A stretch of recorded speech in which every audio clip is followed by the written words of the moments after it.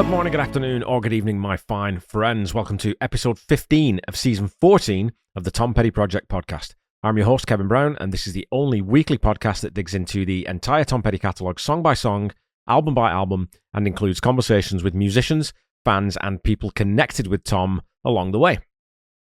So, first of all, thanks for the feedback on the last episode, which was the first in an Origins series that I'll be putting together periodically to look at my musical influences outside Tom and the Heartbreakers.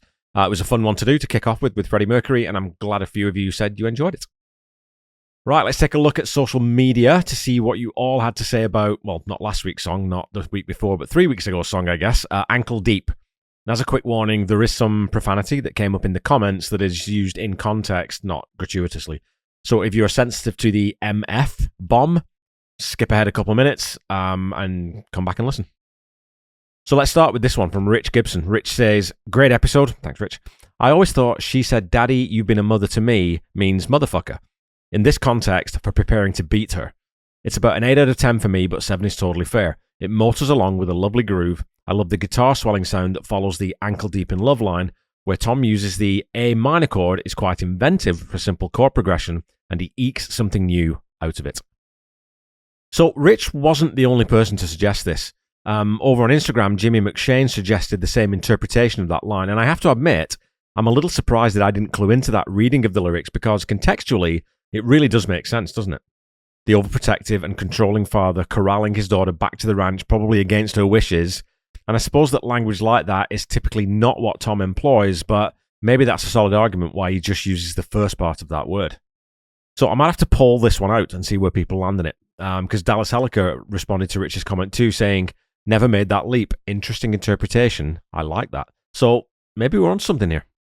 Conor Jorgensen comments, I love this song. It's a 10 for me. And the inimitable Sue Nelson said, I've always loved this song. Great lyrics. My executive producer, Paul Roberts, wrote, great pod, Kev. Thanks as always, Paul. Lovely song, which really reminded me of the Great Wide Open vibe. Jeff Lynne's fingerprints are all over the sound. Not essential, Tom, but very listenable.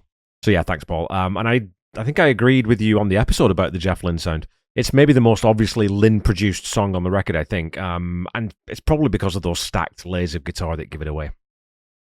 Dirk Robinson commented 10, no questions asked, and Leslie Campbell says, in my top 10 for sure. Over on Instagram, Lisa Kelly Pennington commented, I was excited to hear the extended version of American Girl just to know what they had versus what they released. I love stuff like that. It took me a couple of listens to put the story together. I love ankle deep description for Young Love. Who else would come up with that? I hadn't heard the Mudcrutch cover of 6 Days on the Road. Thanks. You made me nervous for a second. I was afraid you were going to rate it higher than I was guessing. Phew. 8 and 3, says Lisa.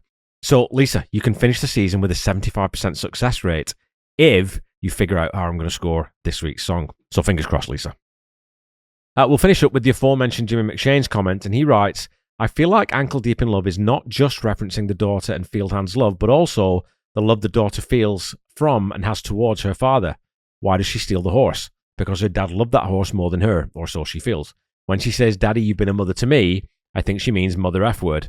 I agree with 7 out of 10. The lyrics are good, but the simple arrangement, it feels like something is missing that would put this song higher. And yeah, I think that's a fair comment, Jimmy. Ankle Deep is one of those super solid Tom Petty album tracks that you might not give to a first-time listener, but you may well play for someone who's got a taste and wants more. Okay, well that wraps up your comments for this week. Let's wrap up Highway Companion by talking about The Golden Rose.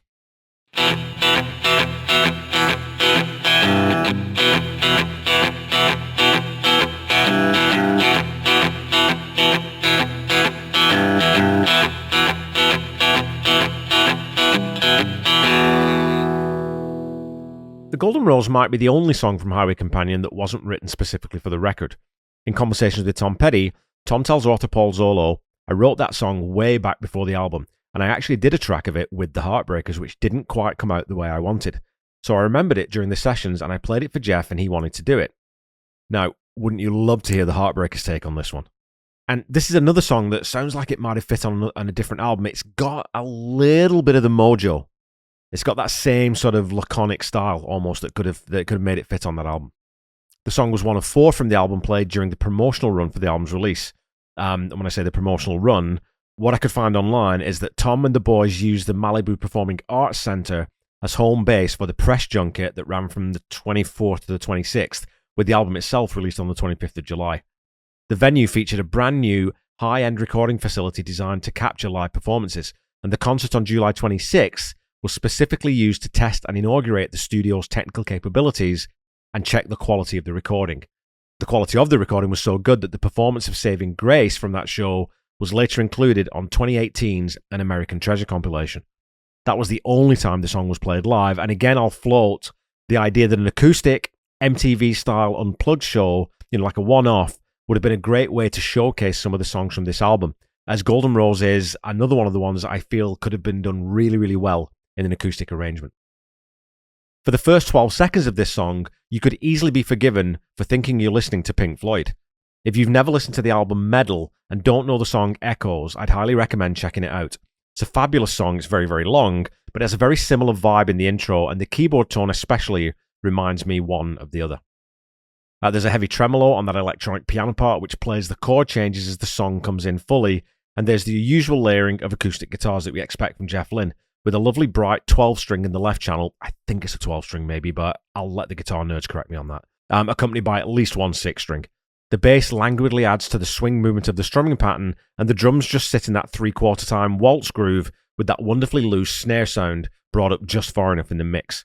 And this is another song that I'd actually count in 6/8 versus 3/4, because the kick hits on the 1 and the snare hits on the 4, so that would be a bar rather than the kick and snare alternating on the first beat of a bar of 3. So that's why I would say this is in 6/8.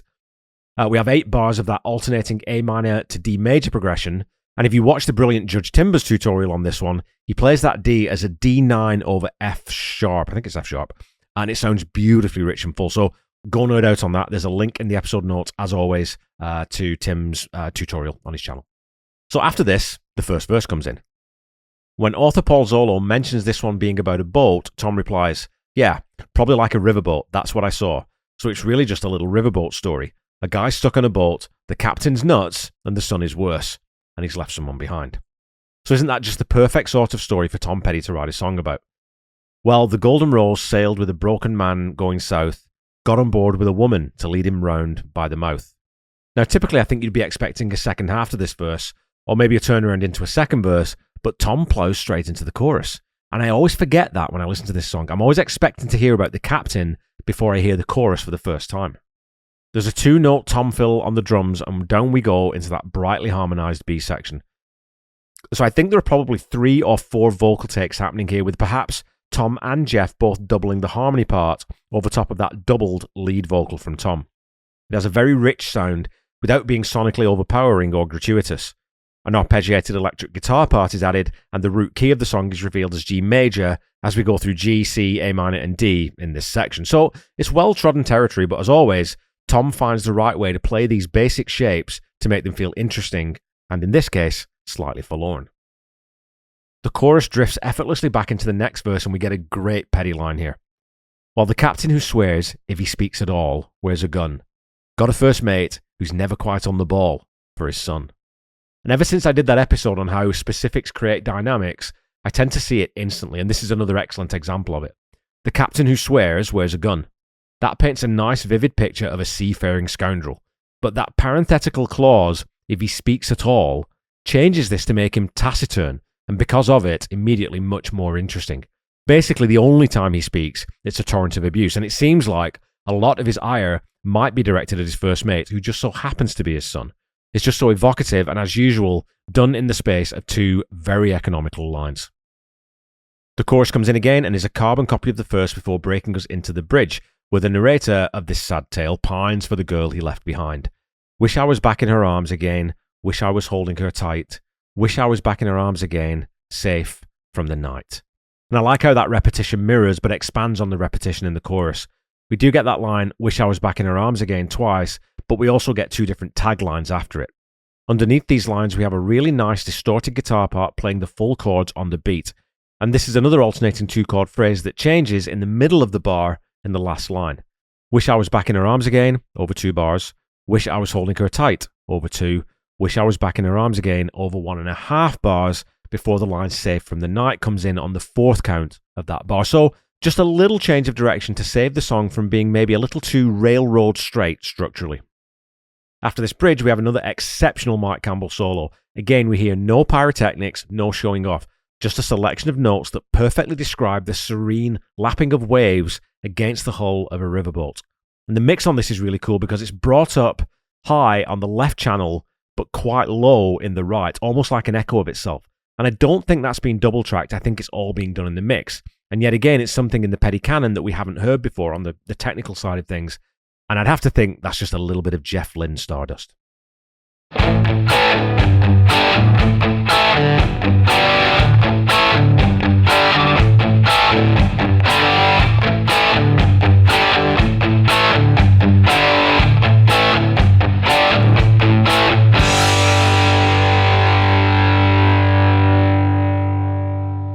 Alrighty folks, it's time for your petty trivia. Your question from last week was this.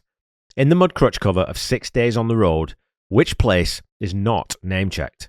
Is it A, Georgia, B, Pittsburgh, C, Denver, or D, the Eastern Seaboard? Well, in the first 2 lines of the first verse, Tom sings...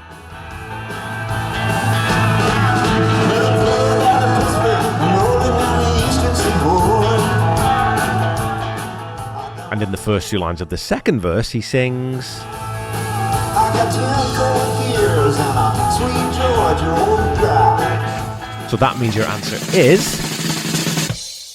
C, Denver. Your question for this week is this. Which of the following bands or artists have never released a song with the word highway in the title? Is it A, Deep Purple, B, Audioslave, C, Billy Idol, or D, The Kinks?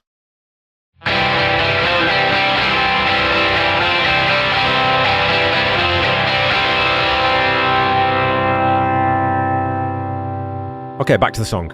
She stood on the shore and waved to me, come back home. Many a night I would think of her all alone. Here, the melancholic wistfulness of the music is matched by the lyric. It seems that our adventurer may not be thrilled about being out at sea and just wants to be at home with his love. But he's stuck on this wretched boat with a surly captain and an incompetent first mate who only got the job through nepotism. The chorus plays out as it has each time before and heads into the outro. That heavily affected keyboard from the intro comes back to play that ascending line over the top of the verse progression, with lots of space left between these passages. This pattern repeats as the song fades out, with Tom giving us some tight, short snare fills to push the song over the horizon and out of sight. At 4 minutes and 43 seconds, this is the longest song on the album. It's also the shortest song to be the longest song on an album since All or Nothing on Into the Great Wide Open. And there's no special significance to that. I just have a nerd brain, and things like that, I write them down and I notice them, and then I tell you because, well, what else am I going to do? Keep them to myself? Okay, I realise my analysis of the song this week is a little shorter, but once you've talked about one verse and then one chorus, and then the bridge and solo, you've basically described the entire song musically, so it's endlessly fascinating to me how adept Tom was at taking apart a song so carefully and putting it together with only the moving parts that it needs in order to tell its story. It's another song with no fat on its bones, and another song you could easily play solo on guitar or piano, or play it with a full band. It's just a really well-written song. And I love that The Golden Rose is just the name of the boat and doesn't have an obvious allegorical meaning. Look, you could make an argument that it's a placeholder for the love that he leaves behind, but I'm pretty sure it's just the name of the boat, and I think that's super cool. Now, we often talk about album openers and closers, and I'm sure my pal John Paulsen and I will get into that next week. But of all the songs that were included on this record, the opener and the closer just scream at you from the set of 12. Both Saving Grace and The Golden Rose have momentum and hit that theme of travelling perfectly. And they both do it in very different ways. Saving Grace soars above the scenery and exhilarates as it takes you on its journey. The Golden Rose, on the other hand, floats, almost without the aid of any manual propulsion. You could almost imagine this being Huckleberry Finn's raft, sarcastically named the Golden Rose. It drifts along lazily, and only in the chorus does it show any signs that it might have some life in its tired old bones. It's the perfect way to sign off a set of songs that take us on a great many journeys into different musical and emotional terrains.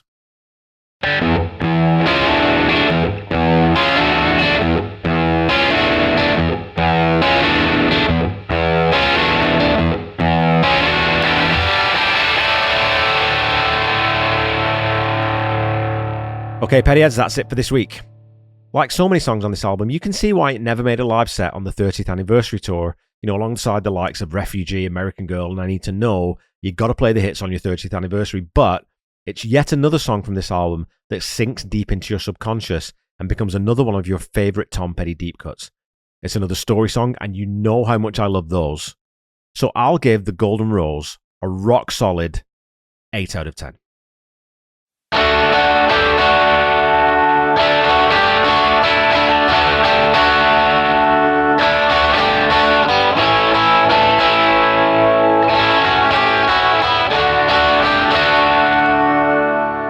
The Tom Petty Project is a proud member of the Boneless Podcasting Network, which is a loose collective of podcasting friends and acquaintances brought together and championed by the inimitable Chaz Charles. Go check out the roster by clicking on the link in the episode notes, and you can check out my other podcasts, Seaside Pod Review, a Queen podcast that I co-host with my very best friend Randy Woods, and you can also check out the Ultimate Catalogue Clash that I co-host with my other great pal, Corey Morissette. We are talking about In Excess, the albums Listen Like Thieves through to Welcome to Wherever You Are. Don't forget to follow me on Facebook, Instagram, Threads, and YouTube at The Tom Petty Project, and on Blue Sky at Tom Petty Project. Go follow, like, subscribe, do all of those things that I ask you to do each week if you haven't done them already, and please leave a review or a rating if you haven't done that already. Keep talking to me on social media, and I'll keep reading out your comments on the show. And as a weekly reminder, the Tom Petty Project is not affiliated with the Tom Petty Estate in any way. So, when you're looking for Tom's music, please visit official streaming platforms, or better yet, go to your local independent record seller and pick up some physical media. Support local business. If you're looking for official merchandise, go to store.tompetty.com. And if you're looking for merch for this show, please go to store.tompettyproject.com. Don't forget to check out the Tom Petty Nation and Tom Petty Fans Forever groups on Facebook, and make sure you're listening to Tom Petty Radio on Channel 31 on Sirius XM. Until we meet again next week, keep listening to and sharing Tom's music. Try to be kind. Try to say I love you to someone at least once a day. Stay safe and healthy, and I'll be back with you next week to share my chat with John Paulsen about Highway Companion. Bye-bye.